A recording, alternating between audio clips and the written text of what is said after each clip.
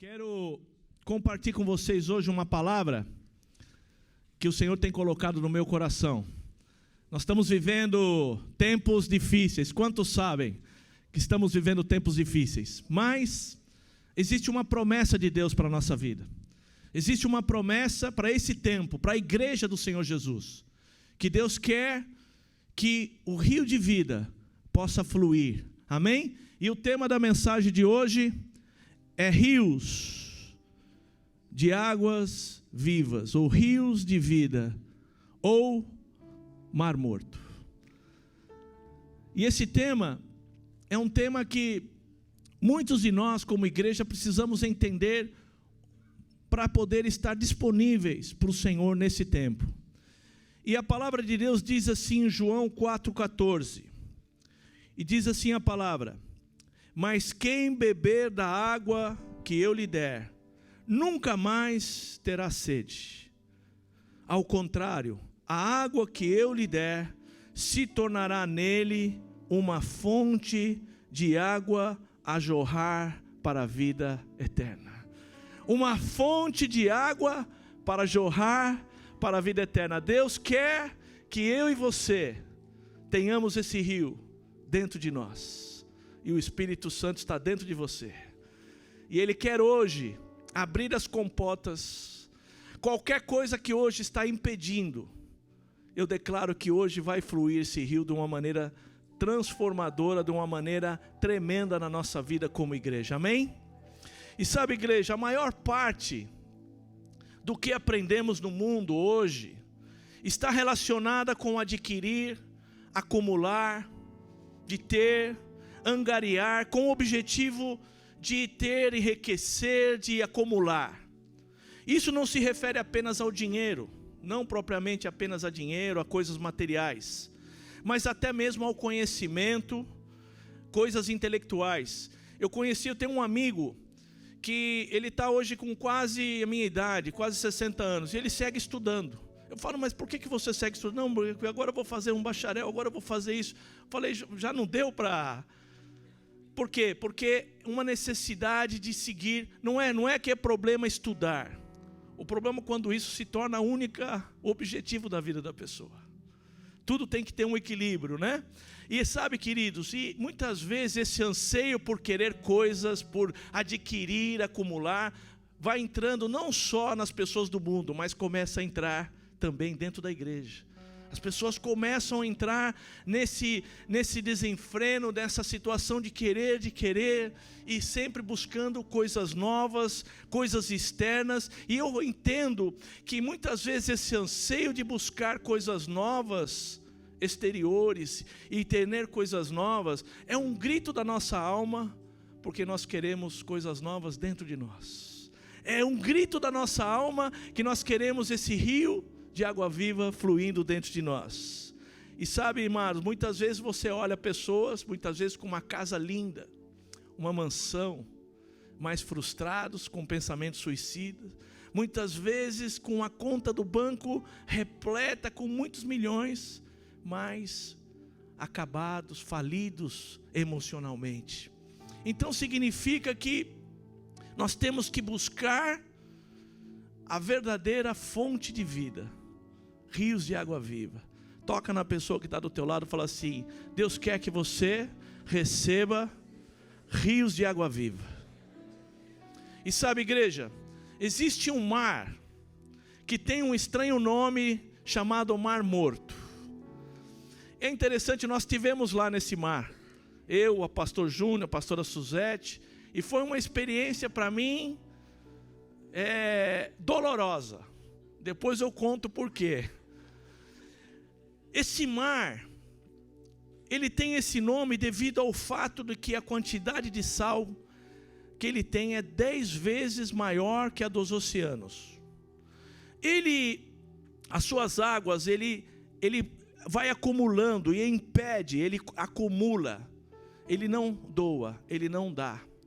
Ele recebe os afluentes que vêm e ele está lacrado. Ele só doa através da evaporação, por isso que a concentração de sal é muito alta. Nada vive nesse mar. É lindo, não sei se tem a foto, olha só. É um lugar lindo. Você vai lá, você fala, uau, água limpa, você vê o fundo. Mas é interessante que você entra na água, você não consegue afundar. De tão densa, de tão concentrada a água, você não afunda. E, sabe, isso impede qualquer forma de vida. O fato desse mar só receber as águas. É como um lago, não escoa, não dá, por isso ele está morto. E aí eu tenho algumas características que eu posso fazer um paralelo. O mar morto pode significar a vida daquele que só quer receber e não quer servir, não quer dar. Ele é lindo por fora, mas por dentro está morto. E Jesus dizia aos seus discípulos, aos religiosos, ele diz, vocês estão muito bonitos por fora, mas por dentro vocês estão mortos, ossos secos. Ele chamava de sepulcro caiados, que significa estão bonitos por fora, mas por dentro não tem vida. E sabe, igreja, nós temos que entender, e muitas vezes também eu posso fazer um paralelo, que essa água, esse mar é um mar, ele tem uma profundidade muito grande, mas você não consegue aprofundar, você não consegue entrar. Isso significa muitas vezes a vida de algumas pessoas, como eu no passado, tratam as coisas apenas superficiais, não gostam de aprofundar, não gostam de entrar mais profundo, não gostam de ir em águas profundas, aonde nós vamos conhecer o coração e buscar mais, entender o que Deus quer fazer na minha vida. E sabe, igreja, muitas vezes o mar morto pode significar a vida dessas pessoas, que estão muitas vezes da nossa família, aí fora, que só querem receber e não querem dar. Quer atenção, quer os cuidados, muitas vezes quer aquele tratamento personalizado de todos ao seu redor. Recebe as bênçãos de Deus, mas não compartilha com ninguém. Recebe a palavra de Deus, mas não compartilha com aqueles que estão famintos espiritualmente. Existe um mundo faminto, um mundo sedento pela verdadeira água, pela verdadeira palavra de Deus, e está ao nosso redor. E nós estamos vivendo tempos difíceis, e onde as pessoas precisam receber a palavra de Deus. E sabe, amada igreja, a palavra de Deus, ela nos mostra o caminho para o rio de água viva. Quantos querem entrar nesse rio hoje? Quantos querem poder receber esse rio hoje? A palavra diz assim, Lucas 6,38, deem aos outros e Deus dará a vocês. E Ele será generoso, e as bênçãos que Ele lhes dará serão tantas que vocês não poderão segurá-las nas suas mãos. Deus é um Deus extravagante, e quando Ele decide abençoar alguém, Ele não dá um pouco, Ele não dá, Ele dá de uma maneira transbordando, de uma maneira que vai transbordar, e você vai receber muito mais do que aquilo que você precisa. E sabe, igreja, a Bíblia diz, traz um exemplo na palavra, um exemplo bíblico de uma viúva, que ela não tinha nada, mas ela recebeu muito mais do que ela podia imaginar. É o exemplo de Elias e a viúva de Serepta. Quantos já ouviram essa história? E diz assim, em 1 Reis 17:9, dispõe-te e vai a Serepta, que pertence a Sidom, e demora-te ali, onde ordenei uma mulher viúva que te dê comida. Vamos entender o cenário. Elias estava vivendo num palácio como profeta, e Deus tem uma missão para Elias, que ele ia ter um grande enfrentamento com os demônios de Baal, que era, o povo já estava todo corrupto, e Deus estava preparando Elias. Ele tira Elias do palácio, fala, você agora vai ficar no rio chamado Querite, fica ali, eu vou te alimentar ali, porque começou uma seca. Deus trouxe uma seca naquele momento, onde havia uma fome, onde pessoas estavam morrendo, para chamar a atenção do povo, e Elias vai para aquele rio. O rio Querite, a palavra Querite significa colocar no lugar, ajustar, preparar. Elias estava sendo preparado e viveu ali, tomando aquela aguinha, os corvos traziam comida, e ele viveu ali algum tempo, aprendendo a depender do Senhor. Muitas vezes Deus nos leva a esses lugares para nos ensinar a depender dEle, a confiar nele e a aprender a receber de Deus. E muitas vezes Ele usa corvo, usa situações que você fala, uau, da onde veio? Nosso Deus é um Deus de amor, mas Ele quer trabalhar e nos preparar, porque muitas vezes nós vamos ter enfrentamentos no futuro, e Deus já sabe o que Ele faz? Ele te prepara, com muito amor, toca na pessoa que está do teu lado e diz assim, Deus está te preparando, Ele sabe tudo que você vai precisar. Talvez você chegou aqui passando por uma luta, talvez você chegou aqui passando por uma situação difícil, talvez você chegou aqui hoje sem saber o que fazer, mas eu quero dizer para você que há esperança. Deus está preparando a tua vida, Deus está fortalecendo os teus músculos espirituais, porque Ele sabe tudo que você vai passar, e Deus já preparou a tua bênção.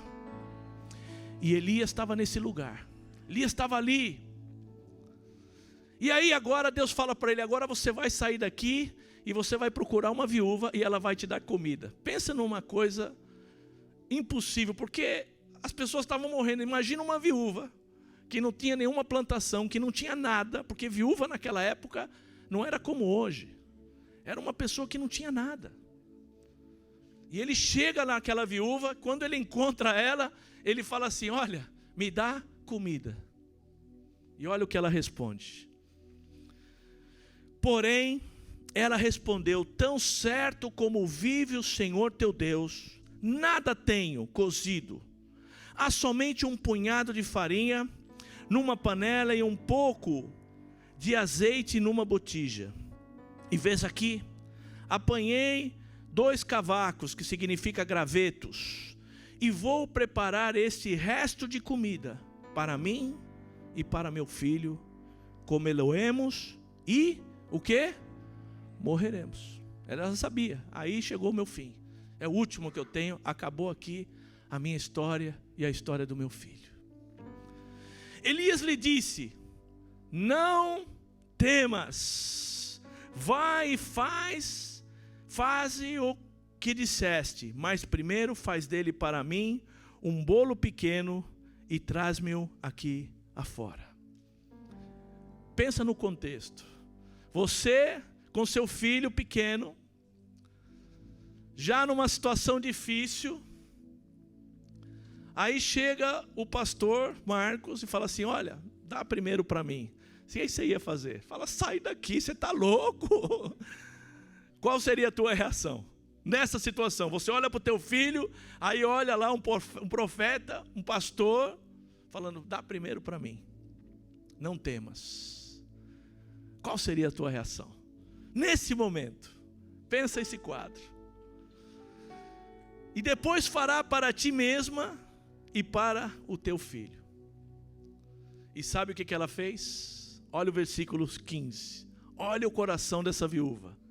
Foi ela e fez segundo a palavra de Elias. Fez segundo a palavra de Elias. E sabe o que aconteceu? Assim comeram ela, ele e toda a sua casa por quantos dias? Muitos dias. Por quantos dias? Muitos dias. A seca continuou, as pessoas estavam morrendo, mas aquela viúva, aquele menino, comeram a comida e não morreram. A palavra se cumpriu. E sabe, e diz assim no 16, da panela a farinha não se acabou, e da botija o azeite não faltou, segundo a palavra do Senhor, por intermédio do profeta Elias. Glória a Deus, não faltou. E aqui, para não morrer, embora ela não soubesse disso, aquela viúva teve que dar, ela teve que doar um pouco do que ela tinha. Essa era a sua semente, essa era a sua semente, aquilo que Deus estava provando o coração daquela viúva. Aquilo que ela considerava fundamental para a sua vida, um pouco de farinha, um pouco de azeite, aquilo que ela ia usar, seria o que lhe roubaria a vida, caso ela não dispusesse a entregar e a dar. E eu quero dizer para você hoje, amada igreja, no reino de Deus, dar é tão vital quanto não dar é letal, é mortal. Dar as coisas porque nós estamos recebendo do Senhor, nós recebemos palavras, recebemos bênçãos, recebemos cura, recebemos tantos milagres. Mas se eu começo a reter tudo isso, eu vou morrer. Vou estar sentado no banco da igreja, mas vazio por dentro. E sabe, igreja, só recebe, só retém, e talvez seja essa a razão, porque existir muitas pessoas que morreram para a vida, porque não se dão de si mesmas para ninguém. E aí eu tenho exemplos da minha família, conhecidos, que receberam muito do Senhor, que receberam milagres. Deus restaurou o casamento, mas eles ficaram recebendo, foram esfriando, foram desanimando e morreram, e se apartaram do Senhor. É triste, mas é a realidade, que nós precisamos como igreja declarar, denunciar e trazer à existência as coisas que não são como se foram, chamar essas realidades e dizer: meu amado, abre o teu coração nesse dia, abre a tua vida, vamos deixar a água fluir. E sabe, aquilo que você estiver disposto a dar, determinará o que Deus lhe trará. Vamos repetir junto? Aquilo que eu estiver disposto a dar, vai determinar o que Deus me trará. O que você precisa? Precisa de cura? O que você precisa? Restauração na sua vida financeira? O que você precisa? Restauração familiar nos seus relacionamentos? Comece a dar. Comece a orar pelas pessoas. Comece a investir nesta área que você precisa. E Deus vai trazer uma chuva de bênção sobre a tua vida, sobre a nossa vida. E sabe, igreja, quando você solta o que está em suas mãos, Deus soltará e o que está na mão dele. E sabe o que acontece? Eu quero dizer para você que o retorno é sempre infinitamente mais do que aquilo que pedimos ou pensamos. Aquela viúva deu um pouco de farinha, um pouco de azeite. E o que ela recebeu? Farinha e azeite? O que ela recebeu? Apenas farinha e azeite? Não. Ela recebeu muito mais. Ela recebeu a vida do seu filho de volta. Mais tarde o menino morre. E sabe o que acontece? Elias ressuscita o filho dessa viúva. Ele ressuscita o menino. E se você sabe, isso está depois lá em 1 Reis 17, você pode ler. Ela jamais imaginou que ao dar ao pão e o sustento do profeta, ela estava dando, na verdade, a vida para o seu próprio filho. E sabe, queridos, ela estava dando ali algo tão precioso, que se ela soubesse, se ela entendesse que ali, naquilo que ela estava fazendo com aquela atitude tão generosa, tão desprendida de dar aquele pouquinho, na verdade ela estava salvando a vida do seu próprio filho. E se ela soubesse disso? E sabe, igreja, quando Deus pede para nós darmos alguma coisa, por mais precioso que pareça ser, é porque Ele quer dar algo muito maior em troca, muito maior e mais importante. Deus quer abençoar a tua vida. Deus quer te dar algo que você nem imagina. Deus quer te dar algo sempre maior e mais importante, porque a palavra diz que nem subiu ao coração do homem, nem ouvidos ouviram, nem olhos viram, que Deus tem preparado para aqueles que amam a Deus, aqueles que são chamados segundo o seu propósito. Deus tem algo que é infinitamente maior do que nós podemos ver, do que nós podemos sentir, porque não subiu, o homem não tem entendimento de ver as coisas espirituais. Nós tocamos, e muitas vezes a gente vai palpando, vai tentando entender, mas é muito maior do que a gente pode pensar e imaginar, infinitamente. Toca aí, fala, dá uma animada na pessoa, fala assim: Deus tem algo infinito maior, infinitamente maior. E sabe, igreja, eu quero tratar alguns obstáculos, alguns impedimentos, algumas áreas que impedem essa água de fluir na nossa vida. Eu quero tratar esses impedimentos, porque nós vamos hoje abrir as comportas, amém? Vamos abrir as comportas? Então vamos identificar esses impedimentos. O primeiro dele é a ganância e o amor ao dinheiro. A ganância é um desejo impaciente e veemente de possuir bens, que é aquela ambição desmedida por riquezas. Em 1 Timóteo 6,10 diz assim: porque o amor ao dinheiro é a raiz de todos os males, e alguns nessa cobiça se desviaram da fé e a si mesmos se atormentaram com muitas dores. Paulo não está dizendo que o problema é o dinheiro, mas ele está dizendo que o problema, a raiz, é o amor ao dinheiro. O pastor já pregou sobre isso, sobre filagoria. Quantos lembram? Quantos estavam aqui? Então esse amor ao dinheiro, a pessoa que se deixa levar por esse espírito, ele assume o controle e se torna a força motivadora da vida da pessoa. A pessoa quer e pensa em dinheiro e dorme e não consegue. E a vida da pessoa, esse espírito corrompe e leva à destruição. Olha o que diz em Provérbios 1,19: tal é a sorte de todo ganancioso. Esse espírito de ganância tira a vida de quem o possui. Muitas vezes casamentos são destruídos, famílias são destruídas, filhos vão para as drogas. Por quê? Porque muitas vezes quando vem a crise financeira, e eu como pastor, normalmente, durante esses anos todos aconselhei e aconselho casais, uma das coisas que mais cria conflito e começa a se falar em divórcio é quando bate a crise financeira. Quando bate a crise financeira. Quando um dos cônjuges não começa a ter mais aquelas regalias que tinha antes, começa o problema. Começa a acusação: você é culpado, você é culpada, você que gastou, você não sabe. E aí começam os problemas. 70% dos divórcios hoje tem a ver com crise financeira. É um índice alto, mas é a realidade. Por quê? Porque muitas vezes as pessoas chegam e querem ter as coisas e começam a entrar em dívidas e começam a usar o cartão, começam a querer viver o sonho americano e vão se endividando e aí se tornam escravos das dívidas. E a escravidão financeira é um torturador. Tira a vida da pessoa.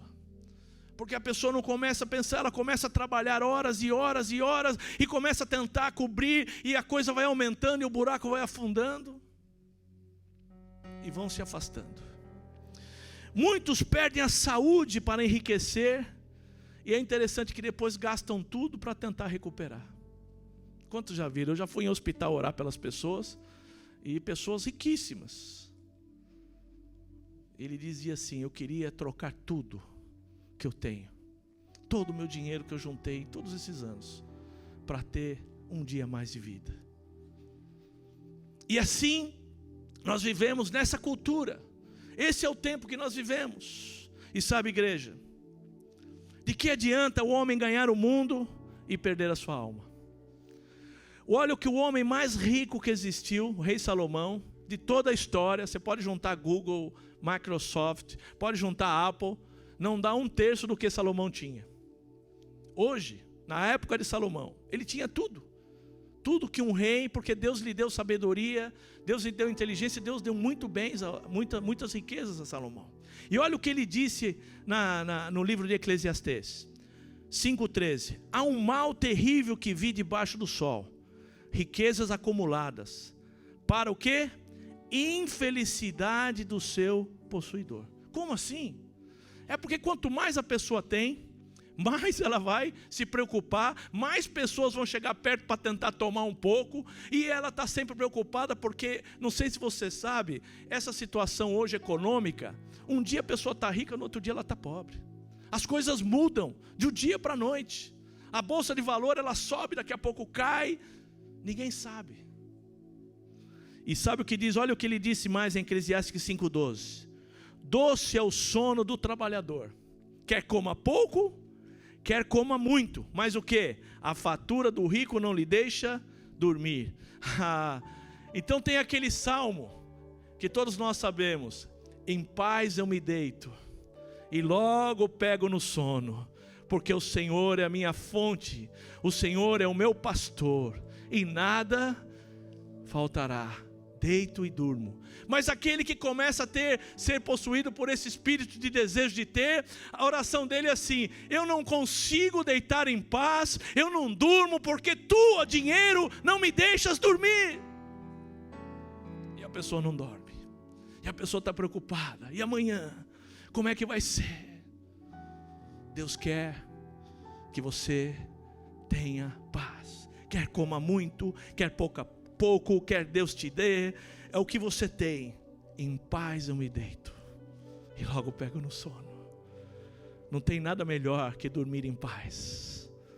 Não tem nada melhor do que poder deitar, entregar o futuro, porque ninguém sabe o dia de amanhã. Ninguém sabe. E sabe, igreja, em Eclesiastes 5:10 diz assim: quem ama o dinheiro jamais terá o suficiente, quem ama as riquezas jamais ficará satisfeito. Na minha época que eu fui empresário, por anos eu fui empresário, tinha empresa de transporte, empresa de computação, trabalhava com tudo isso. Eu conheci gente de muito dinheiro, pessoas milionárias. Mas uma coisa eu percebi: normalmente, essas pessoas que tinham muitas posses, eram normalmente pessoas promíscuas. Viviam em adultério, viviam com problema nessa área sexual. E sabe que eu entendi que a cobiça, o desejo de ter e a imoralidade sexual, ela tem uma conexão, uma estreita conexão entre si. Com grande frequência o amor ao dinheiro, a luxúria e a busca constante por ter faz da pessoa uma presa fácil para pecados sexuais. E na Bíblia, toda vez que você vai ver mencionando cobiça ou avareza, logo em seguida, ela fala de pecados sexuais. Olha o que diz em Efésios 5:3. Entre vocês não deve haver nem sequer menção de quê? Imoralidade sexual, como também nenhuma espécie de impureza e de cobiça. Impureza, logo em seguida, cobiça. Em Hebreus 3:13-4 diz assim: o casamento deve ser honrado por todos, o leito conjugal conservado puro, pois Deus julgará os imorais e os adúlteros. Conserve-se livre do quê? Imorais, livre. Existe uma conexão, porque o mesmo espírito, o mesmo demônio que atua na área da cobiça, na área da luxúria, ele não vem sozinho. Ele já traz com ele os seus companheiros, que é imoralidade sexual, adultério, pornografia. E sabe, estamos vivendo uma crise, uma epidemia terrível. E não estou falando do mundo aí fora, estou falando das igrejas hoje. Vive uma crise, uma epidemia de pornografia. Eu fui procurado por uma mãe. E desse ano, essa mãe, com uma criança de 7 anos, adicto, viciado em pornografia. Outra mãe procurou: por favor, nos ajude, o meu filho de 10 anos pegou o celular do tio e começou a ver pornografia. Porque não sei se você sabe, hoje essas crianças têm acesso. E muitas vezes basta uma palavrinha errada, um filho errado, cai aonde? Pornografia. E tem destruído famílias, tem destruído crianças, tem destruído casamentos, e nós como igrejas temos que denunciar. Nós não podemos ficar calados, fazer que nada está acontecendo, fazer de conta que está tudo bem, porque não está tudo bem. Nós precisamos denunciar, falar a verdade e confrontar esse demônio para sair fora da igreja. Homem, varão, mulher. E sabe que eu vi uma estatística sobre o problema da pornografia. E essa estatística saiu na revista The Week, jornal de ciência da Universidade de Cambridge. E eles dizem assim, que a pornografia para o cérebro tem o mesmo efeito das drogas. Altera o sistema de recompensa do cérebro. A pornografia ela é progressiva. Do mesmo modo que o usuário de drogas sempre vai querendo mais e mais, essa pessoa desenvolve tolerância, então ela precisa de mais e mais pornografia para alcançar os mesmos efeitos, afetando a região responsável, entre outras coisas, a formação dos julgamentos.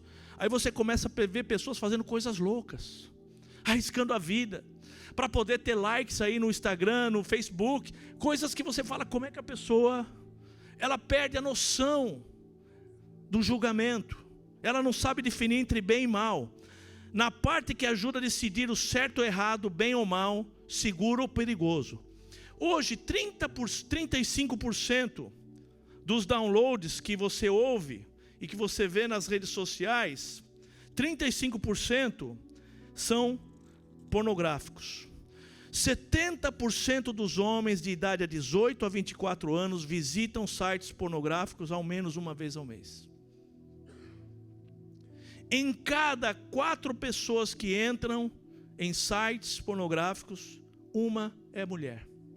E antes esse índice, dificilmente você via isso. Está aumentando entre as mulheres, principalmente entre as jovens.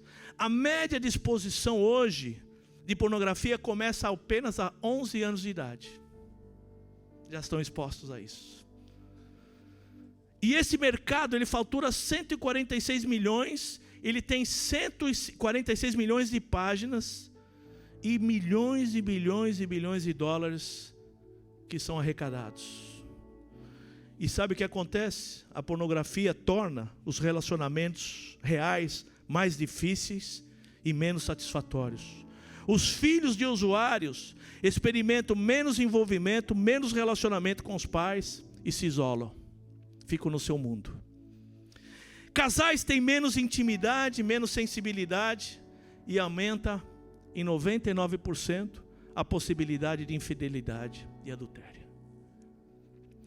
Aumenta os sentimentos negativos e pode contribuir para aumentar problemas psicológicos. Esta é a realidade hoje. Esse é o problema que enfrentamos hoje. Eu não estou falando do mundo, não estou falando das pessoas que estão perdidas, estou falando da igreja do Senhor Jesus. Muitas igrejas têm enfrentado esse problema, tenho conversado com pastores, tenho conversado com os seminários onde a gente vai. Isso tem sido uma epidemia. E nós precisamos nos levantar e denunciar e dizer: aqui não, na nossa família não, na minha casa não, no meu filho não, porque hoje o Senhor quer trazer libertação e abrir nossos olhos. Eu tenho que falar a verdade, eu tenho que dizer a verdade, porque eu fui atingido por isso. O meu filho começou com 12 anos a entrar em esses sites, e por anos foi uma luta que nós tivemos na minha casa para restaurar a vida do meu filho.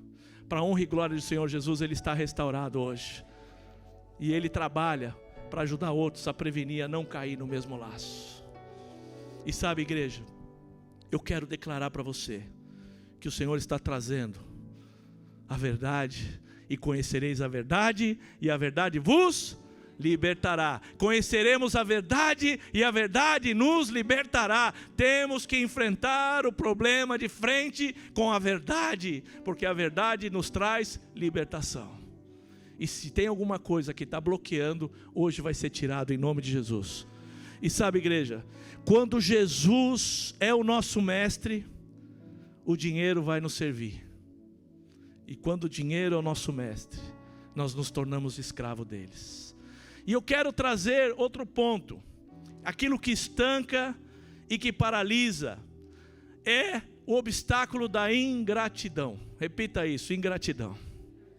Olha o que diz em 2 Timóteo 3,2. Porque haverá homens amantes de si mesmos, avarentos, presunçosos, soberbos, blasfemos, desobedientes a pais e mães, ingratos. E a pessoa ingrata normalmente não consegue lembrar com gratidão aqueles que lhe fizeram bem. O coração ingrato se abre às pessoas e para Deus condicionalmente. Significa isso: tem bênção, tem privilégio, tem reconhecimento, tem holofotes, estou aqui, conte comigo. Agora tem que pagar o preço, tem que se humilhar, tem que andar com o coração quebrantado, tem que ser transparente, estou fora. E assim, vivemos esse momento. E sabe, igreja, os relacionamentos hoje são relacionamentos descartáveis. Você vê aí nas redes sociais, esses programas que existem, coloca no paredão e descarta as pessoas. E muitas vezes, usamos as pessoas e descartamos as pessoas. Muitas vezes queremos, e as pessoas querem atenção, mas quando se fala do preço, eu estou fora. Deus quer que nós nos levantemos como igreja. Deus quer que você seja uma pessoa grata. Grata por aquilo que Deus tem dado, grata por aquilo que Deus tem feito, grato pelas pessoas que Deus tem colocado do teu lado. Quem sabe, pastor, você não sabe, essa pessoa é muito difícil. Esse líder que eu tenho, meu Deus, esse pastor, eu não aguento nem olhar para a cara dele. Seja grato. Sabe que às vezes a gente sente isso, não é verdade? Às vezes você está assim num dia, você não quer nem ver a cara do pastor aqui pregando. Quantos já sentiram isso? Pode falar aí, 3 pessoas. Às vezes não sei se você sabe que o pastor sente o mesmo também. Fala, às vezes eu não quero nem olhar. Mas sabe o que acontece? A gente tem que valorizar os relacionamentos. Somos diferentes. Teremos personalidades diferentes. Alguns são mais irritantes, outros são mais alegres, outros são mais fechados. Cada um tem a sua. Mas todos nós temos uma coisa em comum. Nós somos filhos do Deus vivo. A família de Deus. E Deus nos chamou para trabalhar o nosso caráter. Não vai ser fácil. Relacionamentos não são fáceis. Se fosse fácil, estaria tudo bem. Vai haver crise no casamento, vai haver crise com o filho, vai haver crise com o pastor, vai haver crise na igreja. Mas nós temos que lutar pelos relacionamentos, porque tudo que a Bíblia fala, se você vai de Gênesis a Apocalipse, tem a ver com relacionamento. Primeiro o meu relacionamento com Deus, amará o teu Deus de todo o teu coração, de toda a tua alma, com todo o teu entendimento, e amará o teu próximo como a ti mesmo. Aí se resume tudo, e tudo que você vai ler na Bíblia tem a ver com relacionamento. Primeiro com Deus, depois na ordem, minha esposa, depois meus filhos, meus irmãos, a igreja do Senhor Jesus. E aí onde eu vou aprender a amar, onde eu vou aprender a abrir mão, onde eu vou aprender a me dar, onde eu vou aprender a perdoar, porque não sei se você sabe, você vai ter que perdoar muito. Você vai ter que aprender a perdoar. Se eu não perdoo, eu vou me tornando esse mar morto, isso vai enfermando o meu coração. E aí o que eu faço? Como eu não trato, eu prefiro deixar, descartar. Eu pego que nem a história do papel higiênico, lindo, você está desesperado, você pega aquele papel lindo, ai que beleza, um papel cheirosinho, gostoso, e depois, você não quer nem ver mais, você não quer nem olhar, você não quer nem chegar perto, e muitas vezes nós fazemos isso, usamos as pessoas, e depois descartamos as pessoas, e não queremos nem ver. Amém, igreja, nós queremos mudar isso, amém? Comece a valorizar os teus relacionamentos. Não descarte por qualquer coisa. Caminhe a 2ª milha. Jesus disse, olha, se pede para você andar uma, ande 2. Se te pede a tua túnica, dá o casaco, dá tudo, mas caminhe, porque Deus vai ser glorificado. E a palavra de Deus, quão bom e quão agradável os irmãos estão juntos em união, porque aí o Senhor derrama a sua bênção. Você quer ser abençoado? Quantos querem? 3 pessoas querem ser, vamos lá de novo. Você quer ser abençoado? Comece a investir nos relacionamentos, comece a investir na igreja, comece a buscar unidade, comece a abrir o coração, comece a valorizar, comece a animar as pessoas, e Deus vai derramar bênção sobre a sua vida. E sabe o que você vai receber? Alegria, você vai receber gozo, você vai receber contentamento. E sabe o outro obstáculo que impede? O obstáculo do conformismo. Repita essa palavra. As pessoas se conformam muito fácil. O nível de tolerância hoje está nos níveis mais baixos da história. Aí tem pessoas cristãs que concordam com o aborto. Eu já ouvi nas redes sociais. Não, você não pode. Pastores que estão falando em aborto. Mas como? Se a Bíblia fala, claro, que nós não podemos tirar a vida. Esses bebês estão ali, são vidas que Deus deu. E outras coisas mais que eu não preciso falar. Você sabe, o nível de tolerância está cada vez mais baixo. Isso está subindo diante do trono de Deus, e Deus está preparando a sua vinda, porque o mundo está indo em rumo de colisão. Nós sabemos que a coisa está difícil e vai ficar mais difícil, e nós como igreja necessitamos nos levantar e declarar: Senhor Jesus, tem misericórdia, aviva o teu povo, em nome de Jesus. Mas nós não podemos nos conformar. Com muito amor, toca aí e fala assim: não se conforme. Se conformar é tomar forma, ficar parecido, pensar, sentir, agir, falar como as pessoas nos obrigam. A mídia tenta fazer você fazer o que eles querem. Conformar-se é identificar com os demais, porque nos querem assim. E o apóstolo Paulo, olha o que ele nos pede.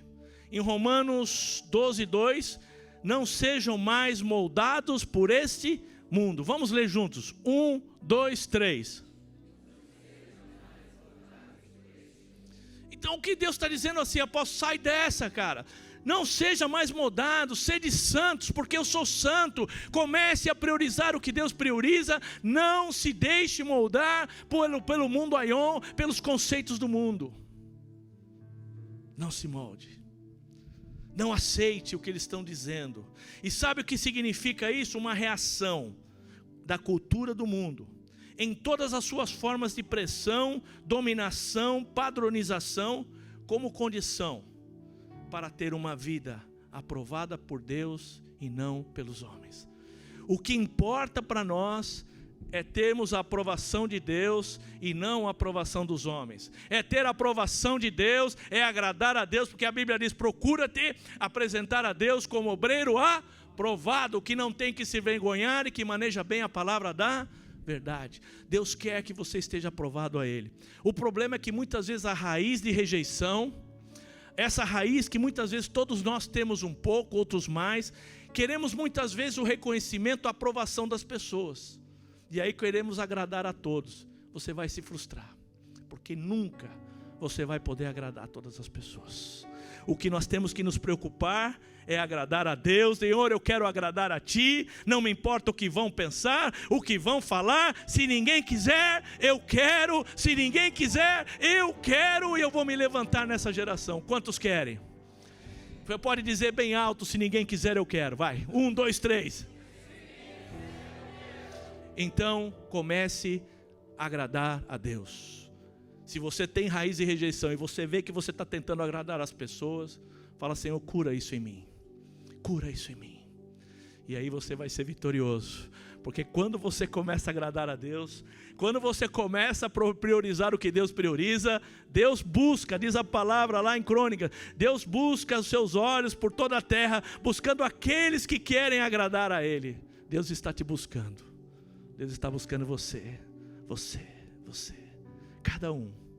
Deus está esperando que no meio da igreja se levantem homens e mulheres que queiram agradar a Deus de todo o coração. E isso vai trazer o quê? Vida. E sabe, igreja, eu quero concluir essa mensagem, entrar na parte final. Vamos deixar a água de Deus fluir nas nossas vidas? Vamos abrir as comportas? Vamos agora tirar os impedimentos? Amém?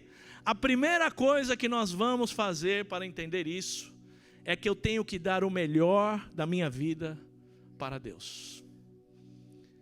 com muito amor para você mesmo. Fala assim: eu vou dar o melhor da minha vida para Deus. Olha o que diz em Coríntios, 2 Coríntios 8:5. E fizeram muito mais do que esperávamos. Primeiro eles deram a si mesmos ao Senhor. E olha que o rei Davi entendia bem esse princípio. Rei Davi, homem segundo o coração de Deus. E olha como ele entendia esse princípio. Havia um problema, havia uma praga que estava assolando a cidade de Jerusalém. E Davi entende que havia falhado, havia pecado, e ele quer fazer um sacrifício, um holocausto e pedir perdão para que aquela peste, aquela praga parasse. E olha o que diz, ele vai, prepara tudo e vai num lugar, num monte, perto de Jerusalém, para fazer esse sacrifício. E aí chega lá, o dono do sítio fala para ele: não se preocupe, eu tenho tudo aqui, tenho os bois, tenho a madeira, não se preocupe, rei, o que você quiser aqui é tudo teu, pode fazer o sacrifício, glória a Deus que você está se levantando como rei para romper com essa maldição que está assolando nossa cidade. E olha o que Davi faz. Mas Davi respondeu: isso não, eu pagarei preço justo, não vou dar oferta ao Senhor, coisas de você que são suas, coisas que não me custem nada.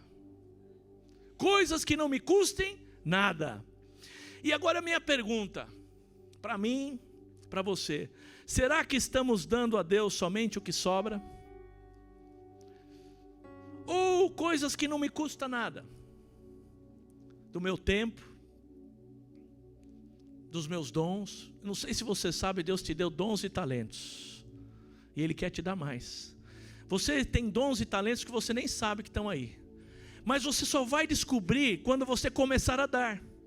Porque o reino de Deus é assim, você está aí com algo escondido. Eu conheci uma senhora que começou a correr com 70 anos. Ela descobriu que ela tinha uma paixão por correr, e hoje ela corre maratona. 70 anos ela descobriu que ela tinha um dom para correr, e ela tem corrido maratonas. E outras coisas, Deus tem te dado dons, talentos, mas esses dons só vão vir à luz quando você começar a experimentar. Por isso nós temos aqui vários ministérios. Está aí o Ministério de Mídia, Ministério de Som, o MPD de crianças, Ministério das Mulheres, Ministério dos Homens, Ministério do Café, Ministério do Cusinarte, Ministério de Intercessão, Ministério dos Jovens, Ministério dos Adolescentes, Ministério do Laudo. Tantos ministérios. Temos 30 e poucos ministérios dentro da igreja. O que vai trazer você a receber mais dons do Senhor é quando você começar a servir. Talvez você fale: não, nunca tive dom. Mas quando você vai lá e começa a ver, você descobre: uau, acende uma paixão, acende aquele fogo, e você começa a querer servir mais e mais. E sabe, queridos, Deus quer dar o melhor para você. Você está preparado para receber? Vamos abrir as comportas. Uma das coisas mais importantes que eu aprendi nessa caminhada de cristão, dentro do Vida com Vida, é aprender a viver contente. O apóstolo Paulo aprendeu o segredo para estar contente. Ele diz assim em Filipenses 4:11: digo isso não por causa da pobreza, porque aprendi a viver contente em toda e qualquer situação. E sabe a definição bíblica para contentamento? É uma satisfação interna que independe das circunstâncias externas. É algo dentro. Não importa o que está acontecendo fora, se você recebe esse contentamento do Senhor, isso vai transbordar a tua vida. E eu quero fazer uma pergunta: você é uma pessoa satisfeita e contente? Ou você está frustrado, cansado, irritado? Ou está ficando ranzinza? Sabe o que é ranzinza, né? Pessoa que está sempre reclamando. A insatisfação impede que sejamos supridos por Deus. O contentamento, igreja, não é uma questão de quantidade, mas de mentalidade. Não é o quanto você vai ter, mas é a nossa mente. É algo interno. Algo que tem a ver com o meu coração, com a minha maneira de pensar e de interpretar as coisas. Deus quer trazer um contentamento sobre a tua vida. Deus quer encher a tua vida com esse contentamento. Contentamento não é receber o que eu desejo, mas reconhecer o que eu já recebi. Quanto nós temos recebido? Faz um retrospecto da sua vida nos últimos anos. Quanto você recebeu do Senhor? O que Deus já fez? O que Ele restaurou? O que Ele tem te dado? E aí quando você começa a ter um coração grato, você começa a receber contentamento. Contentamento. O segredo do contentamento não se trata de quanto você possui, mas do quanto você conhece a Jesus. Não trata de quanto você vai ter, quantas propriedades você vai ter, quanto dinheiro no banco você vai ter, mas o quanto você conhece Jesus, porque a palavra diz, Senhor, o Jesus é o pão da vida, e aquele que comer desse pão nunca mais terá fome, aquele que beber dessa água nunca mais terá sede. Quanto mais você conhecer a Jesus, mais você vai estar contente. Quanto mais perto do Senhor, quanto mais você o conhecer, mais feliz, mais contente você vai estar. E sabe, igreja, Ele é o pão da vida. Jesus é tudo que nós temos. Por isso que a palavra diz, conheçamos e prossigamos em conhecer ao Senhor. Deus quer que você o conheça, não apenas de ouvir falar, não apenas de vir aqui na igreja, estar sentado num banco, ouvir uma palavra e depois cuidar da sua vida, mas Ele quer um relacionamento diário com você, um relacionamento constante com você. Deus quer falar, Deus quer mostrar os tesouros escondidos, as coisas espirituais que Ele tem para a nossa vida. Ele quer abrir o teu coração, Ele quer ter um relacionamento pessoal, íntimo. E sabe, igreja, o último ponto que eu quero tratar, para a gente encerrar. Eu tenho, para receber esse rio de vida, eu tenho que dar do meu tempo para a comunhão. A real comunhão significa muito mais do que apenas aparecer nos cultos.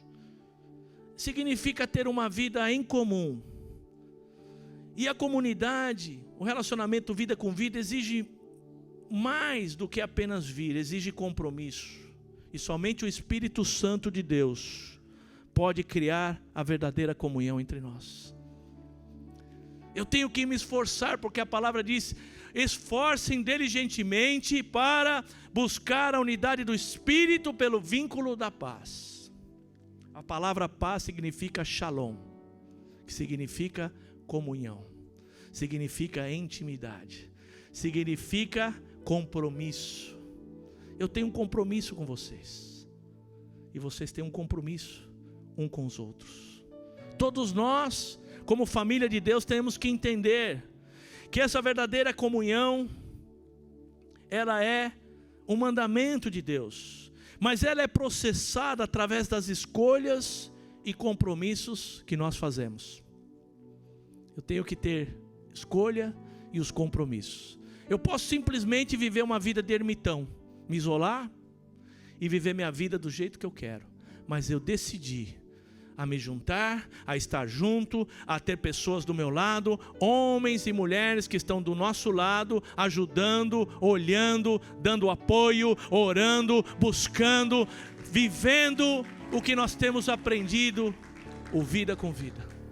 E eu não desisto. 20 anos eu estou aqui. E desde que eu comecei nesse ministério, o que mais marcou a minha vida, o que mais transformou a minha vida, em primeiro lugar foi Deus, mas foi os irmãos que estão perto, vocês.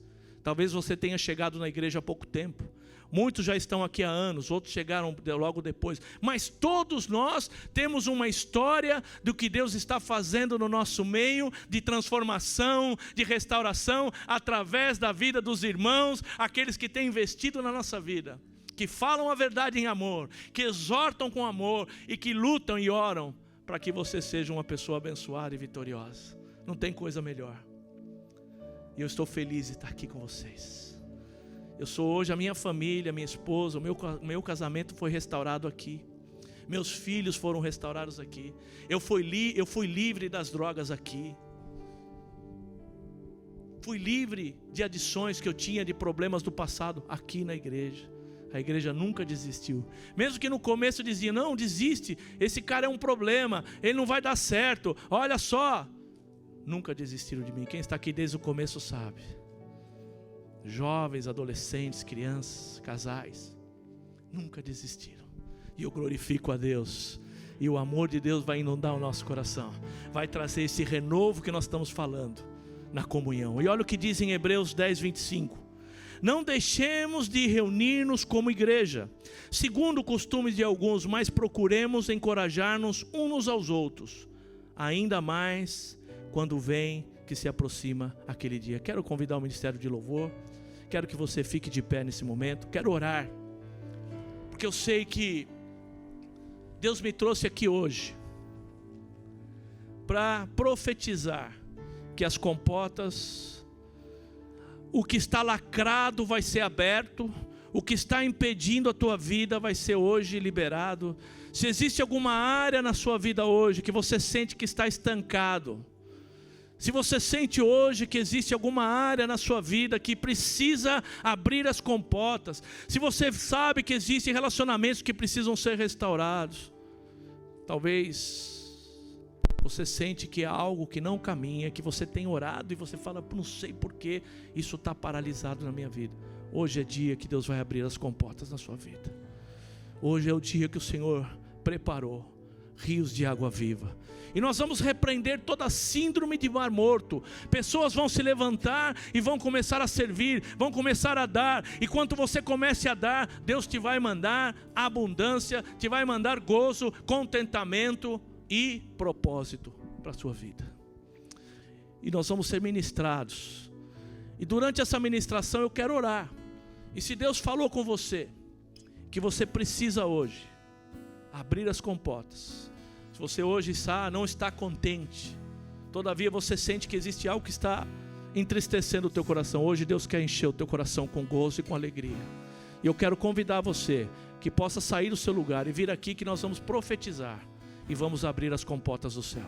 Pode vir, todos que queiram receber essa oração, em nome de Jesus.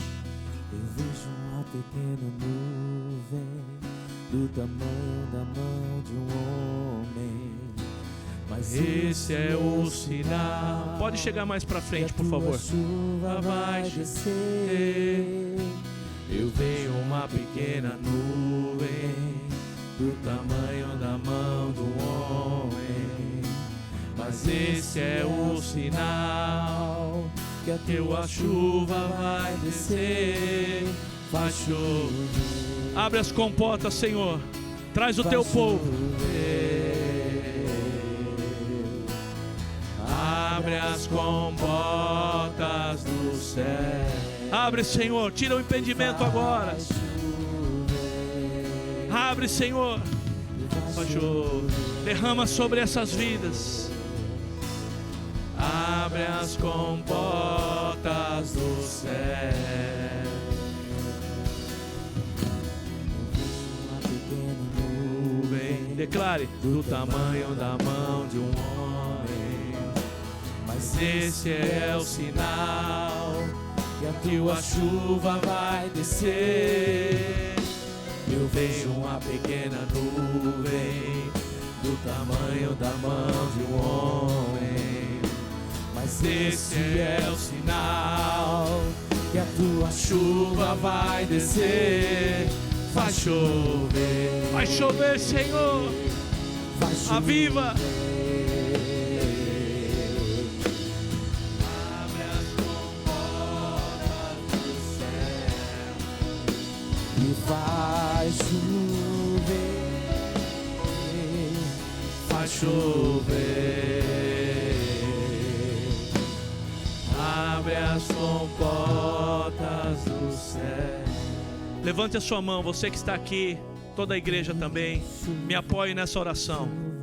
Senhor, em nome de Jesus, eu quero profetizar na vida desses amados que estão aqui hoje, pedindo em nome de Jesus, que todo impedimento, todo estancamento em qualquer área, seja agora liberado, Senhor, em nome de Jesus. Tira, Senhor, todo o impedimento, seja em qual área for. Eu declaro agora, em nome de Jesus, rios de água viva. Eu declaro agora sobre essas vidas a unção de Deus, o poder do Espírito Santo de Deus, que quebra agora toda atadura, todo impedimento. Restaura, Senhor, relacionamentos. Ó Senhor, aviva a tua obra no meio da igreja, aviva o nosso coração.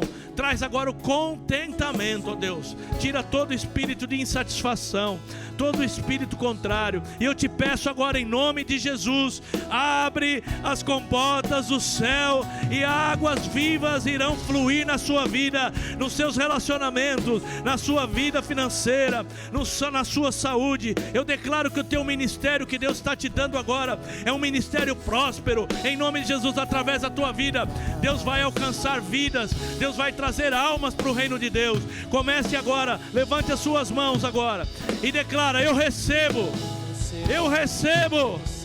o dom do Espírito Santo sobre a minha vida, e eu declaro que tudo que eu tenho vai começar a fluir, e tudo que eu vou receber, eu vou dar para honra, glória, louvor e adoração do Senhor.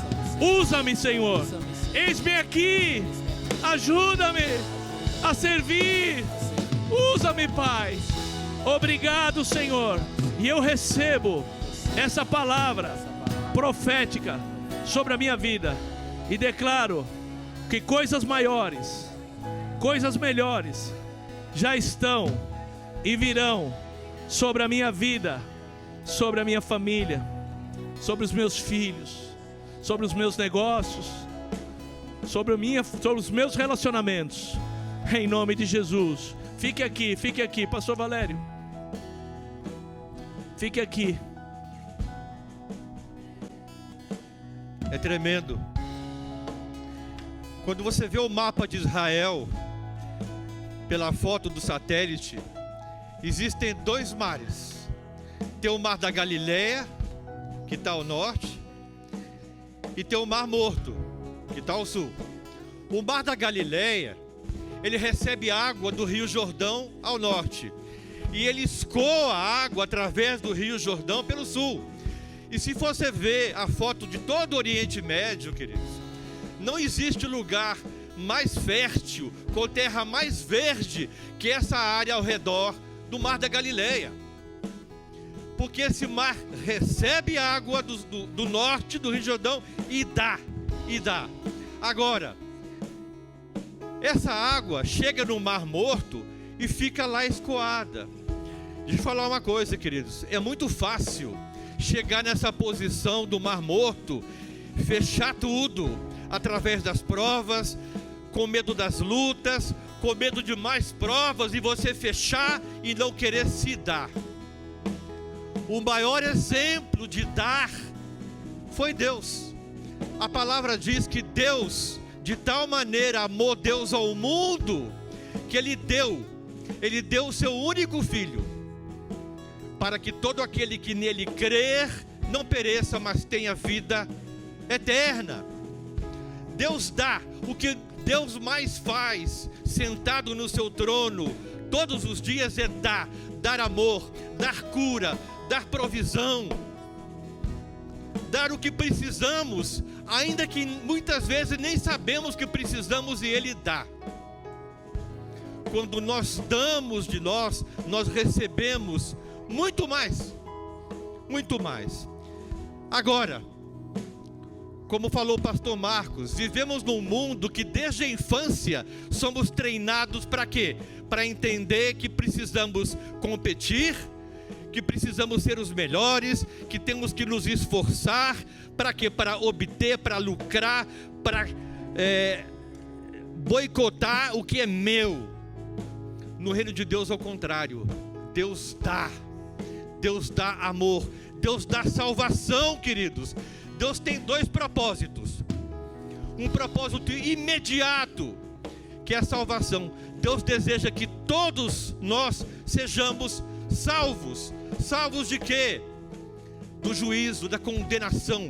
Não se trata de merecer, porque Porque nós pensamos muitas vezes que eu tenho que merecer a salvação. Eu não mereço nada, queridos. Eu merecia estar naquela cruz. Jesus tomou o meu lugar naquela cruz. E pelo sacrifício de Jesus, eu recebo salvação, vida eterna. Agora, qual o objetivo de Deus dessa salvação? É um propósito eterno. É de ter muitos filhos semelhantes a Jesus. Quem quer ser parte desse propósito eterno de Deus, de ser um filho semelhante a Jesus? Levanta a tua mão, queridos.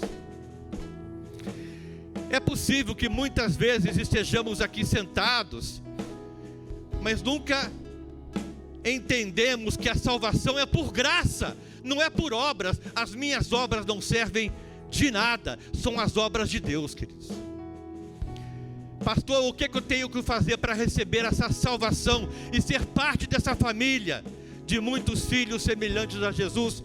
Primeira coisa, crê. Se você crê que Jesus é o Senhor e que Ele ressuscitou, vive, está sentado ao lado direito de Deus Pai e regressará, então você tem que confessar. Porque se você crê com o teu coração e confessa com a tua boca, serás salvo. Eu quero fazer uma oração de entrega, para entregar a minha vida, as nossas vidas. Se você que está aqui nesse lugar, ou você que me assiste pelas redes sociais, nunca entregou sua vida a Jesus, eu quero guiar você numa oração e peço à igreja que me acompanhe. Amém, queridos? Repita comigo: Senhor Jesus, eu reconheço que sou um pecador e reconheço que pelas minhas obras jamais merecerei a salvação, mas eu entendo que Deus entregou seu Filho, que tomou o meu lugar naquela cruz, e pelo seu sacrifício eu recebo vida eterna. E nesta manhã eu creio no meu coração e eu declaro com minha boca que Jesus é o Senhor, e Ele, através do seu sacrifício, eu recebo vida eterna. Dá um aplauso ao Senhor.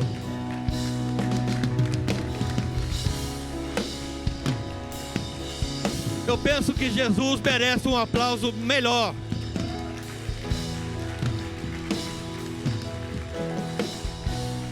Agora eu quero fazer uma outra oração.